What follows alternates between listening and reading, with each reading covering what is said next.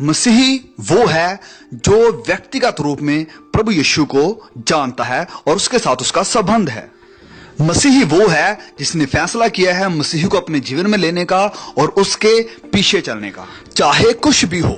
आपने उसे स्वीकार किया है, आपने अपना जीवन उसे समर्पित कर दिया है। अब सबसे पहली बात कि मसीही वो है जिसने चुनाव किया है, फैसला किया है। आपने फैसला किया है जीवित खुदा को अपने जीवन में लेने का। आपने मसीह यीशु को अपने जीवन में स्वीकार किया है और ये पहला कदम है मसीही में आने का। क्या आपके साथ ऐसा हुआ है? क्या आपके जीवन में कभी ऐसा समय आया है जब आपने पश्चाताप किया है, जब आपने ये माना है कि आप गुनहगार हैं, जब आपने कहा है कि खुदा मैं अपने गुनाहों से मुड़ने के लिए तैयार हूं, और फिर विश्वास के साथ आपने प्रभु यीशु को अपने जीवन में उद्धारकर्ता स्वीकार किया? और ये है स्टार्टिंग पॉइंट। बहुत से लोग हैं जो मसीही जीवन जीने की कोशिश कर रहे हैं, लेकिन मसीह उनके दिल में नहीं है, क्योंकि मसीह वो है जिसके अंदर प्रभु यीशु मसीह वास करते हैं।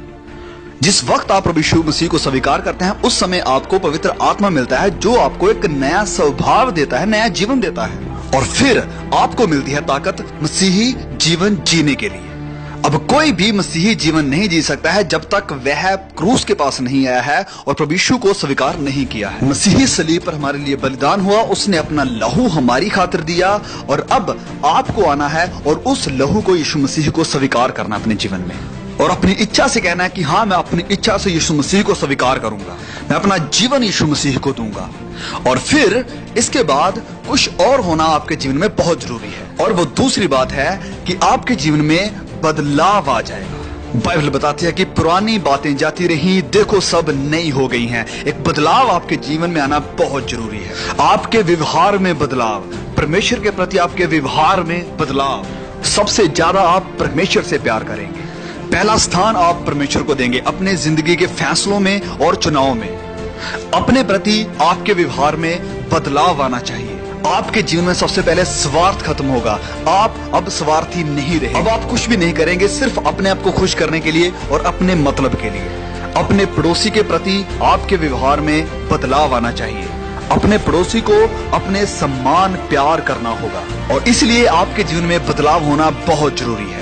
पुरानी बातें जाती रही, देखो सब नई हो गई हैं। और अगर आपके जीवन में बदलाव का कोई निशान नहीं है तो अच्छा होगा कि आप अपने जीवन को परखें कि क्या आप सच में मसीह हैं या नहीं। अगर आपका जीवन नहीं बदला है, अगर आपके जीवन से वो फल उत्पन्न नहीं हो रहे हैं जो आपके जीवन में होने चाहिए थे पवित्र आत्मा मिलने से, तो भला होगा कि आप विचार करें कि आपने सच में मसीह को पाया है या नहीं, क्योंकि खुदा की संतान के अंदर बदलाव बहुत जरूरी है। प्रभु यीशु ने कहा कि उनके फलों से तुम उन्हें जान लोगे।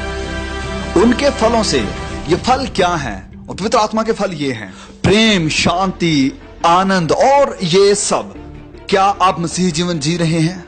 क्या आपने अपने आप को प्रभु यीशु मसीह को दे दिया है? क्या आपने प्रभु यीशु मसीह के साथ रिश्ता कायम कर लिया है? और क्या आपके जीने के तरीके में, आपके व्यवहार में कोई बदलाव आया है? और अगर नहीं, तो हो सकता है कि आप मसीही नहीं हैं।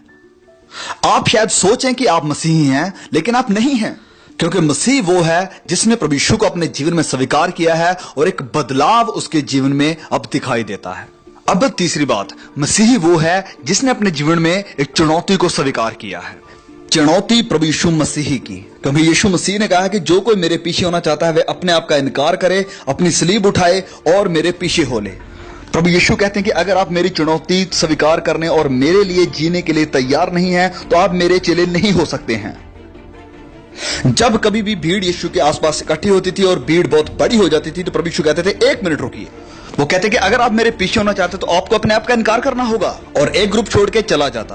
और अगर फिर भी भीड़ ज्यादा होती तो वो फिर कहते कि अगर आप मेरे पीछे होना चाहते हैं तो अपनी क्रूस को उठाओ और हर रोज मेरे पीछे हो। और बचे हुए लोग ये सुन के भाग जाते थे, क्योंकि वह सलीब उठाने के लिए तैयार नहीं थे, वो फांसी के फंदे को चूमने के लिए तैयार नहीं थे। और प्रभु यीशु कहते थे कि अगर आपको मेरे पीछे चलना है तो आपको इस सलीब को उठाना होगा, फांसी के फंदे को अपने गले में लेकर चलना होगा, एक कफन सर पे बांध के चलना होगा। और बहुत लोग ये सब करने के लिए तैयार नहीं हैं। बहुत से लोग सुसमाचार के लिए खड़े होने के लिए तैयार नहीं हैं। आज रात मैं आपसे पूछना चाहता हूं, क्या आपको यकीन है कि आप मसीही हैं? क्या आपको विश्वास है कि आपके गुनाह माफ हो गए हैं? क्या आपको विश्वास है कि अगर आप मर गए तो आप स्वर्ग में जाएंगे? क्या आप खुदा से मिलने के लिए तैयार हैं? सारी बातों का निचोड़ मैं आपसे फिर पूछना चाहता हूं कि क्या आप मसीही हैं? क्या इसका आपको पक्का विश्वास है? देर मत करिए, आज रात अपना जीवन प्रभु यीशु मसीह को दें। ठीक है, इसे कहते हैं मसीही। मसीही आपके जीवन में रह रहा है और व्यक्तिगत रूप में उसका अनुभव करना, और जिसके जीवन में बदलाव है वो मसीही है।